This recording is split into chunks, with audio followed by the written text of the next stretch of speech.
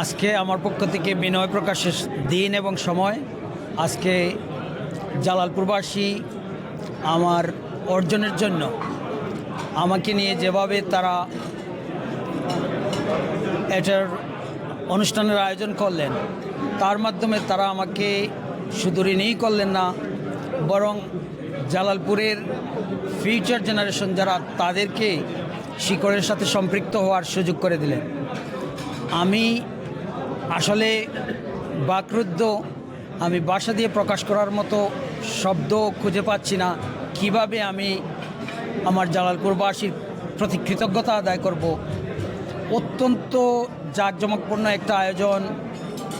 জালালপুর এবং জালালপুরের বাইরে থেকে অনেক সম্ভ্রান্ত ডিগনিটারিজ, তাদের এখানে উপস্থিতি, এই যে একটা সমাগম এবং একটা অর্জনের জন্য এই যে একটা অ্যাপ্রিসিয়েশন অথবা মূল্যায়ন বা স্বীকৃতি, সবাই মিলে একসাথে, এটি আমাকে যে মেসেজটা দিল এবং যে মেসেজটা আমি শেয়ার করতে চাই সেটা হচ্ছে যে আমার ব্যক্তিগত অর্জন আমার একার কোনো অর্জন না, এটা হচ্ছে জালালপুরের অর্জন।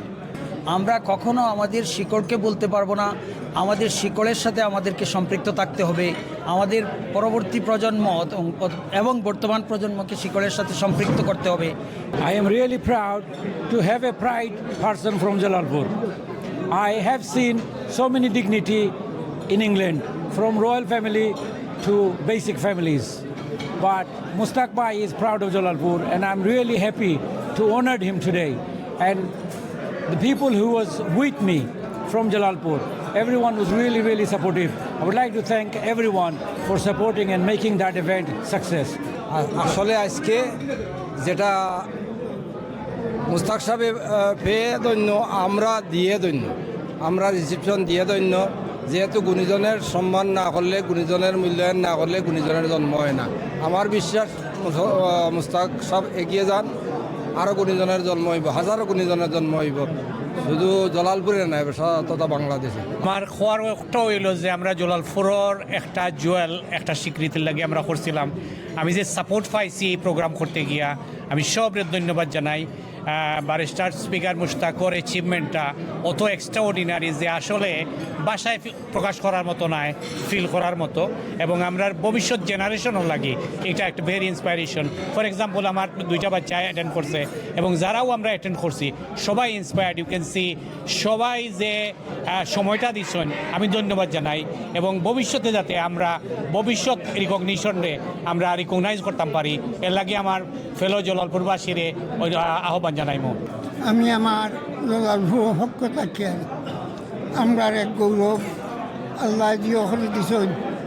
ইংল্যান্ডের মাটি তৈয়ারি যে তাই কাউন্সিলর হইয়া স্পিকার হয়েছেন, একটা আমরা বড় প্রাউড।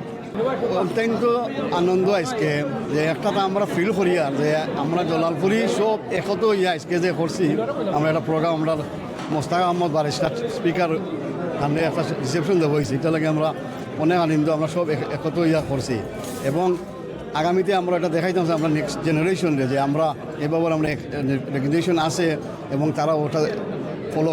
আমার কাজন ব্রাদার মুস্তাক আহমদ, আমরা এক গ্রামের এক ভিলেজের নেক্সট ডোরের যে এতটুকু অ্যাচিভমেন্ট করছে, এইটার সম্মাননা দিতে আমরা যে জলালপুরবাসী সবাই একত্র হয়েছি, এই জন্য আমার কাছে অনেক প্রাউড মনে করতেছি।